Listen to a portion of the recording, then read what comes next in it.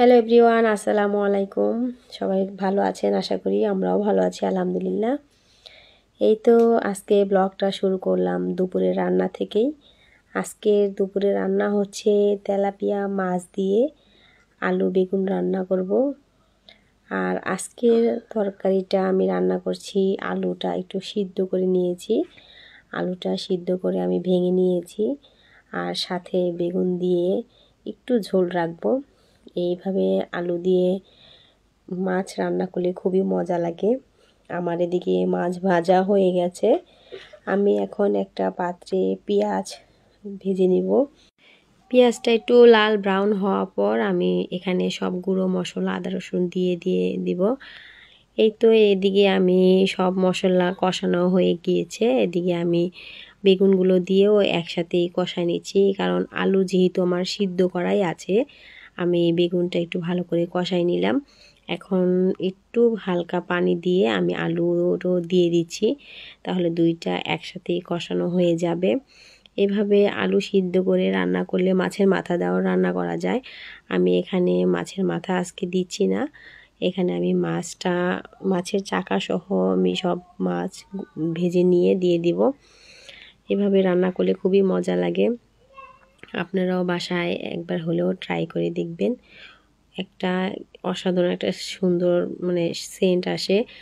আর এই যে আলুগুলো আমি কিন্তু কাঁচা আলু যে কেটে দেয় সেভাবে দেওয়ার কারণেই এই তরকারিটা বেশি মজা লাগে। আলুটা যেহেতু সিদ্ধ করে দিয়েছি, এটার টেস্টটা একটু অন্যরকম হয়। আপনারাও খেয়ে দেখবেন, খুবই মজা লাগে। আমি অল্প একটু পানি দিয়ে ঝোল রাখার যেতটুকু প্রয়োজন দিয়ে আমি মাছগুলো দিয়ে দিচ্ছি।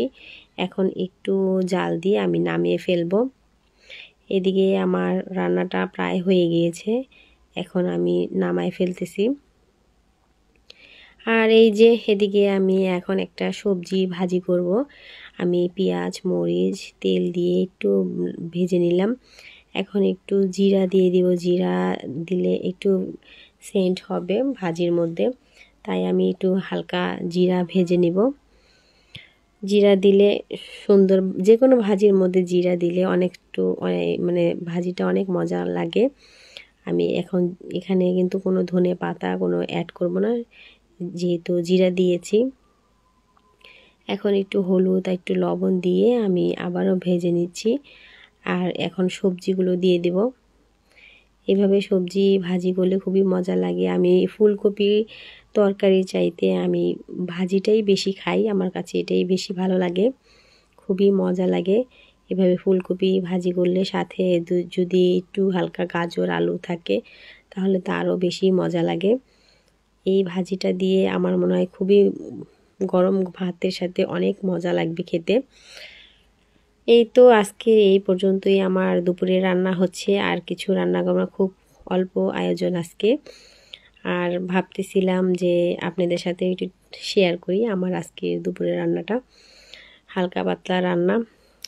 এদিকে দুপুরে খাওয়া দাওয়া হয়ে যাওয়ার পর আমি একটু ঘুম দিছিলাম। তারপরে এখন সন্ধ্যে 7টা বাজে। কুরাইশ বাবু এখন একটু ফুচকা খাওয়ার জন্যে বায়না ধরেছিল, তাই ভাবলাম চলো যাই ফুচকা খেয়ে আসি। কুরাইশ বাবুর বাবার শোরুমে যাব, সেখানে গিয়ে আমরা সবাই মিলে ফুচকা খাবো। কিন্তু এদিকে তো কুরাইশ বাবুর একটু গ্যাস্ট্রিকের সমস্যা হয় এগুলো ভাজা টাজা খেলে।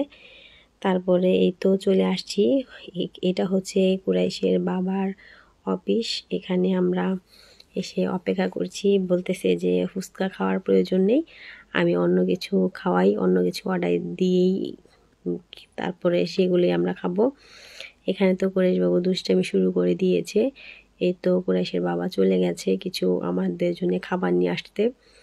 এখন আমরা সবাই অপেক্ষা করছি। এদিকে কুরাইশবাবু দুষ্টিমি করতে করতে ব্যথা পেয়েছে পায়ে, তারপরে একটু ঠান্ডা পানি দিয়ে, এই যে ব্যথা পেয়েছে, অনেকটাই ব্যথা পেয়েছিল, যার কারণে দুষ্টামি করতে পারতেছে না, এখন বসে ঠান্ডা পানি দিচ্ছে।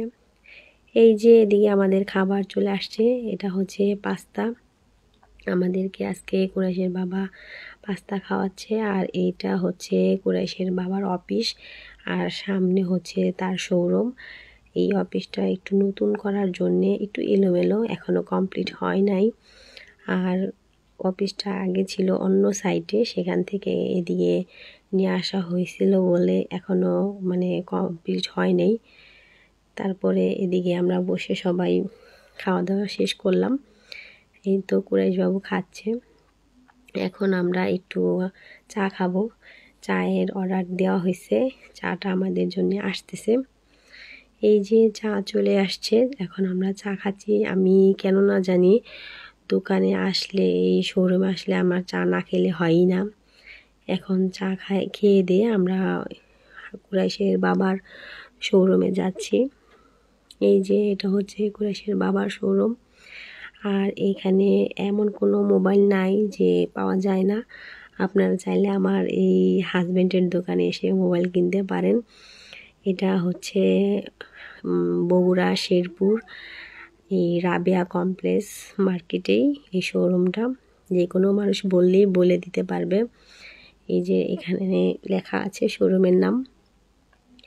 আর এই শোরুমে আমাদের মানে দোকানে অনেক ভাইয়া আছে, থাকে ওনারা।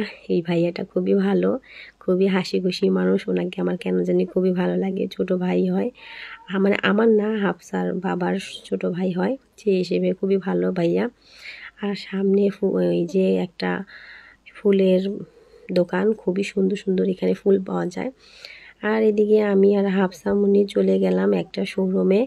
হাফসার কেন জানি একটা ব্যাগ কিনতে চেয়েছিল। ভাবলাম যে একটু দেখে আসি কেমন ব্যাগ পাওয়া যায়, স্কুল ব্যাগ। এদিকে আমরা অনেক ব্যাগই দেখেছি, কেন জানি পছন্দ হলো না ব্যাগগুলো। একটু ওল্ড মডেল, কোনো মানে আনকমন বলতে কিছু নাই। তার জন্য সব কিছু দেখছি ভালো করে যে কোন ব্যাগটা মানে সুন্দর লাগে। সব কিছু একটু ঘুরে ফিরে দেখার পরে ভাল লাগলো না। আমরা তারপরেও ঘুরতেছিলাম। শোরুমটা অনেক সুন্দর, আর এখানে অনেক কিছুই পাওয়া যায়। ব্যাগ বলতে কসমেটিক্স, তারপর জুতা, আরও অনেক সুন্দর সুন্দর জিনিস পাওয়া যায় এই দোকানটায়। আমার কাছে এখানে সাইড ব্যাগও কয়েকটা ভালো লাগছে, খুবই সুন্দর ব্যাগগুলো। আমি ভাবছিলাম যে কুরাইশকে যদি স্কুলে ভর্তি করানো হয় তাহলে এখান থেকে একটা ব্যাগ কিনে নিয়ে যাব, কারণ এখানকার ব্যাগগুলো খুবই ছোট ছোট। এটা হাফসার জন্যে মানে ঠিক না। তারপর আমরা চলে গেছি, ব্যাগগুলো আমাদের কাছে ভালো লাগলো না, আবার চলে আসছি। দোকানে এসে বসে দেখতেছি সামনে যে আরেকটা দোকান ছিল, মোবাইলের দোকান, সেই দোকানদারের ভাইয়ার সাথে কুরাইশ খুবই গল্প করতেছে। ওর সাথে অনেক সুন্দর বন্ধুত্ব হয়ে গেছে। ওরা হাসতেছে আর গল্প করতেছিল অনেক সুন্দর সুন্দর, সেটা আমরা দেখতেছি আর হাসতেছি। এদিকে একটা কাস্টমার আসছে, কুরাইশের বাবা মোবাইল বিক্রি করতেছে, সাথে ওই ভাইয়ারাও আছে। এই তো এদিকে আমাদের গল্প টল্প করা শেষ, খাওয়া দাওয়া শেষ। আমরা এখন বাসায় দিকে রওনা হচ্ছি। আমাদের অনেক ঘোরাফেরা হয়ে গেছে, এখন আমরা বাসায় যাচ্ছি। এইখান থেকে আমরা একটা রিক্সা নিয়ে বাসার দিকে রওনা হয়ে গেলাম। এখন অনেক রাত হয়ে গেছে, রাত প্রায় 10টা বেজে গেছে। এখন আমরা বাসায় যাব। আর এই যে আজকের মতো এই পর্যন্তই। আপনাদের কাছে যদি আজকের ভিডিওটা ভালো লেগে থাকে তাহলে কমেন্ট করে জানাবেন। সবাই ভালো থাকবেন, সুস্থ থাকবেন। আল্লাহ হাফেজ।